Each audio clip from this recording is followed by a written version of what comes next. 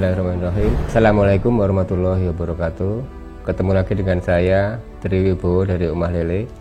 Kali ini kita akan membahas masalah keuntungan atau analisis usaha dari budidaya lele di Omah Lele. Jadi di sini saya menggarisbawahi di Omah Lele, bukan di tempat yang lain ya. Jadi di sini kita pakai sistemnya sirkulasi, kemudian kita pakai benih strainnya, kita pakai Masamo atau CP Super Python, banyak yang menyebut segitu. Kemudian kita pakai pakan pellet, full pellet. Kita pakai pakan yang paling bagus saat ini, yang paling mahal di pasaran, tapi maaf saya nggak bisa nyebut merek ya.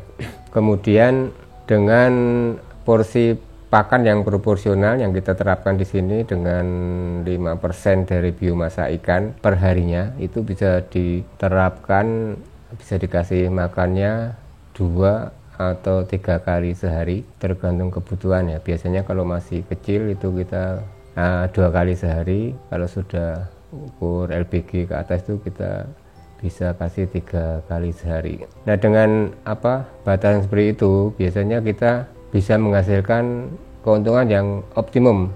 Oh ya, untuk masalah pada tebar kita menggunakan kepadatan 500 sampai 1000 ekor per meter kubik air ya. Saya ulangi, 500 sampai 1000 ekor per meter kubik air. Itu yang kita gunakan di sini.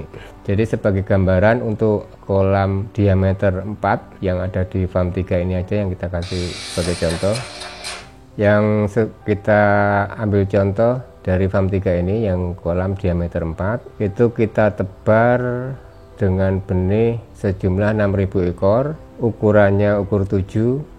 Nanti bisa dipanen pertama biasanya di angka 2 bulan lebih dikit lah, sekitar 60 hari sampai 70 hari itu biasanya kita panen pertama. Kemudian yang kecil kita masih kita kasih makan selama 2-3 minggu. Jadi untuk putarannya satu siklus kita bikin 3 bulan lah, jadi maksimal 3 bulan itu satu siklus udah bisa terjual semua. Kemudian pakannya per 1000-nya kita pakai standar 4 sak ya. 4 sak itu per saknya isi 30 kilo, berarti per 1000-nya kita butuh pakan 120 kilo. Nah, itu biasanya nanti bisa menghasilkan rata-rata 125 kilo daging. Jadi untuk D4 dengan 6000 kita butuh pakan sekitar 24 sak, itu dalam waktu maksimal 3 bulan. Itu kebutuhan dari tebar sampai panen segitu.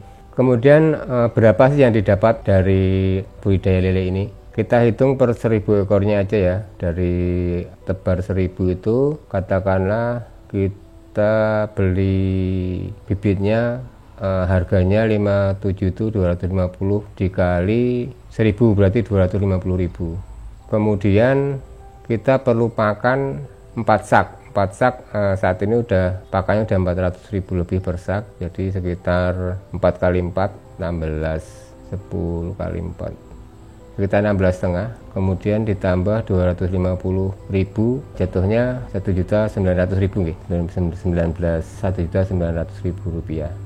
Itu modal untuk untuk pakan dan benih. Kemudian biasanya kita bisa menghasilkan 125 kg untuk pedagingnya, untuk lele hasil budidaya kita.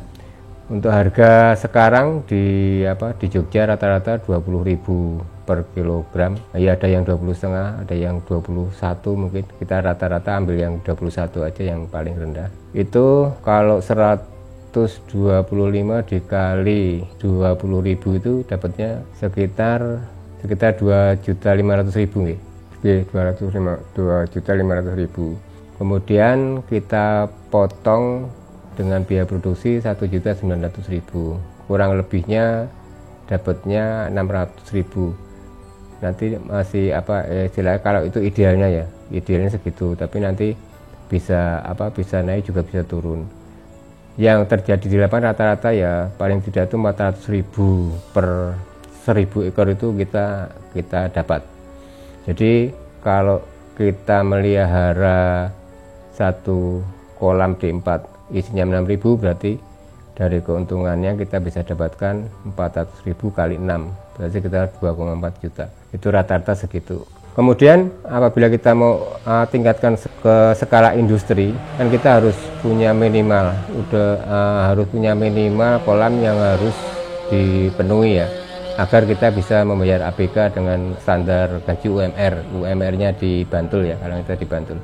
Itu biasanya dengan 40 kolam kita udah bisa. Jadi katakanlah 2.400.000 tadi dikalikan 40 kolam, itu jatuhnya 24 juta kali 4, berarti sekitar 96 juta nih.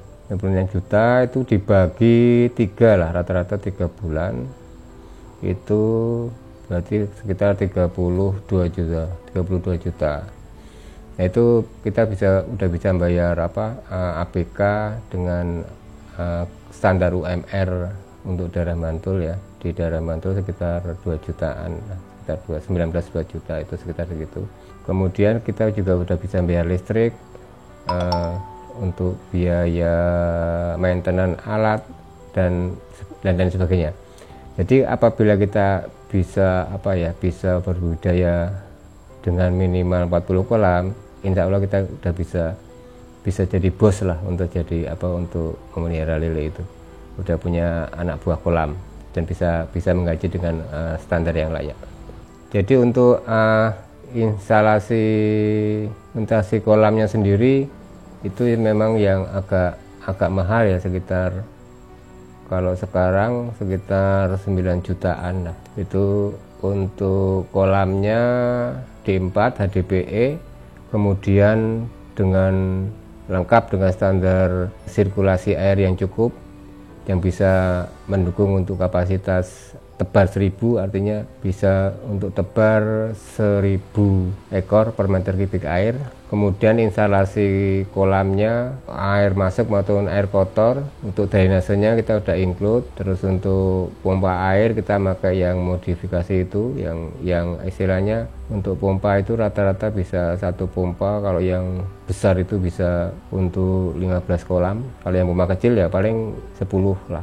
10 atau 8 itu tinggal nanti dimodifikasi yang mana yang perlu digenjot, diperbesar debit airnya. Kemudian untuk biaya tersebut sudah termasuk untuk biaya pagar sebagai pengaman, terus untuk jaring dan biosecurity-nya itu udah termasuk. Kemudian juga udah ada standarisasi kita yang mengikuti kaidah CBIB. Jadi cara budidaya ikan baik, cara budidaya ikan yang baik. Karena patokan kita tuh di situ standarnya. Kalau bikin kolam itu standarnya harus CBIB, bukan yang lain ya, bukan standar dari kebagusan atau kemewahan. Tapi kalau fungsinya nggak jelas ya buat apa? Hanya membuang-buang uang. Jadi yang kita tekankan di sini dengan kolam standar CBIB, dan itu sudah dilakukan di Omah Lele.